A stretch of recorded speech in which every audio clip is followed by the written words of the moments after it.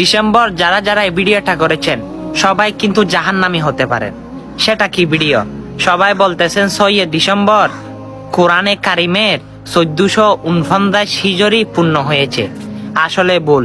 আল্লাহ রব্বুল আলামিন কোরআনে কারিমে সূরা বাকারা 185 নম্বর আয়াতে বলে, আমি কোরআন নাজিল করেছি রমজান মাসে।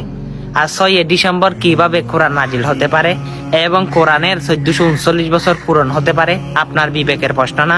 যারা যারা এই ভিডিওটা তৈরি করেছেন সকলে কিন্তু তওবা না করলে জাহান্নামী হতে পারেন, কারণ ইসলামিক বার্তা মানুষের কাছে ভুল প্রচার করেছেন।